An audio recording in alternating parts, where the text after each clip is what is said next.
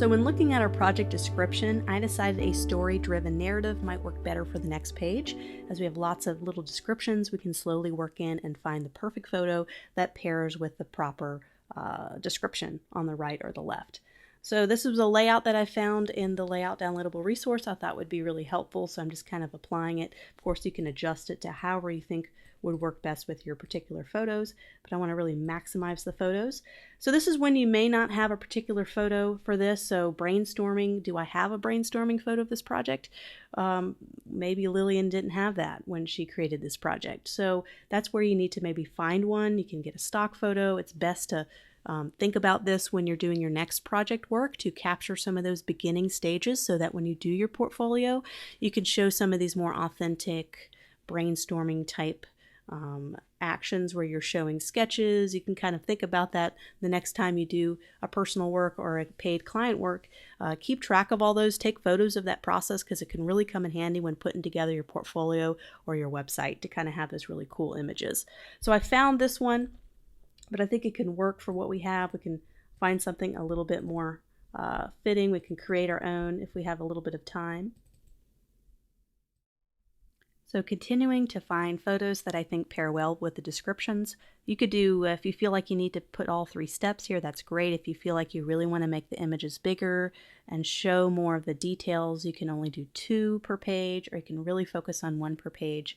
If you don't have a lot of total projects in your portfolio, you can spend more time really focusing in on detailed photos. So we're going to do that for the next one. This one's pretty description heavy, so for the next page we're going to focus a lot on just 1 or 2 photos to have more of a focus page where they can stop and see a lot more details, especially when it comes to the product or package design that we designed for them. We really want to show that off in a nice big image, so we're going to do that for our next page.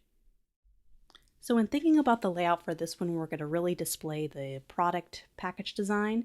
I really wanted to use this photo, but we already used that as our hero image in the first page introduction of the project. And this is why it's great to do a layout plan ahead of time, so you can figure out what photos are going to go where.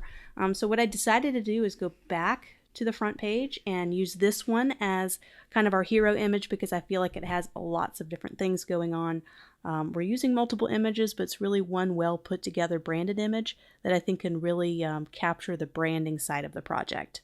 So that will also leave us available for the package design page to have that image displayed.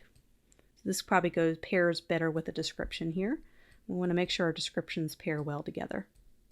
So you're probably noticing how each page is presented just a little bit differently, yet there's still a connecting theme. I think this is nice to break it up. So this one has quite a bit of photos. It tells the story. This one's more about showing off your design or your skill set. So you kind of see kind of the different arrangements I'm having on each page, just to shake it up and to keep the viewer on their toes and to kind of make a more rich experience. So this is the next page, kind of doing 2 photos that are trying not to compete with each other but really highlight the logo. And then going down to another page. We're already kind of going past what I planned. That's okay. Sometimes you have to go past it if you have a pretty large project that you want to present. And so here's the social media. I thought I'd kind of maybe show 1 as a larger image and 2 as smaller images, because if you were to show all of them at the same time, they can't really get a good idea what it looks like. So having kind of 1 that's zoomed in a little bit bigger helps when you have the kind of projects that have a lot of detail, or you maybe have 8 different versions or variations. Sometimes it's nice to have a little hierarchy and have 1 be a little bit bigger so they can really see the details, because it was all small. This is a PDF. They have to zoom in to really look at the details. You don't want them to have to do any work. You don't want them to have to zoom in to see anything. They should be able to see everything right here at this view. So for project number 2, we don't have a really big project, which is good because our first one took up a lot of pages.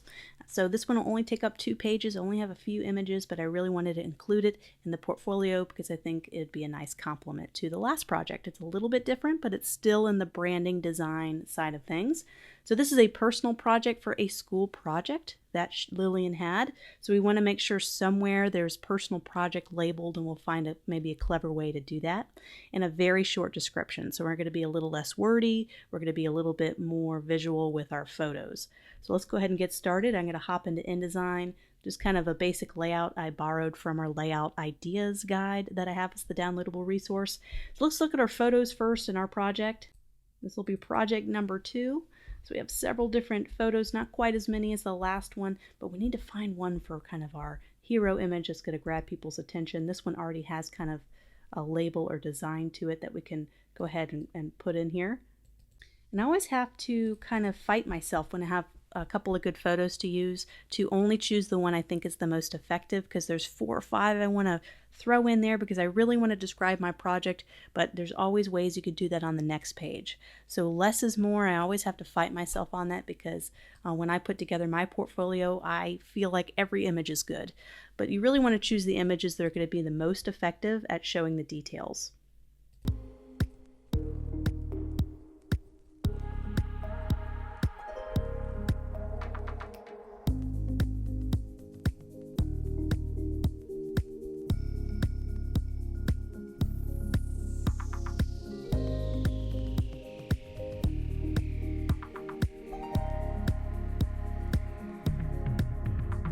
So I'm really practicing the less is more approach with this project. I found one image I think could really display both the products or package designs that I developed for this project.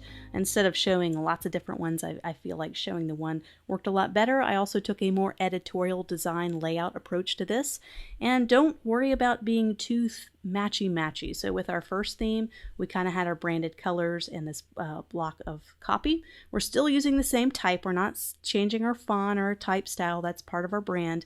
But it's okay to do maybe a white on black if I feel like it matches a little bit better with the project. You don't have to keep the same white bar because it may not look as good with the next project. As long as you keep with the same fonts and type choices, you can be a little bit more creative with how you present another project.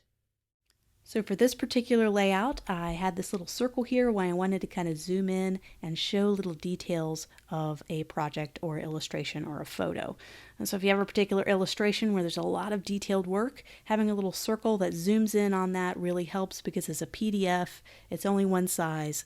It's not like a website where you can download the photo and zoom in. So kind of have that opportunity if you want to bring out details of a particular project. So there's our second project. That was a lot quicker to put together, and we have our first project done already. I think we're going to be ready to create this cover photo. This is going to be kind of the best page that we need to design. We needed to really make this attention grabbing as much as possible. I'm going to go ahead and drag in some of the elements that we're going to have on here, like the logo and maybe some of her branded colors, and then we can figure out what photos will best represent our portfolio. This is where we need to spend the most time.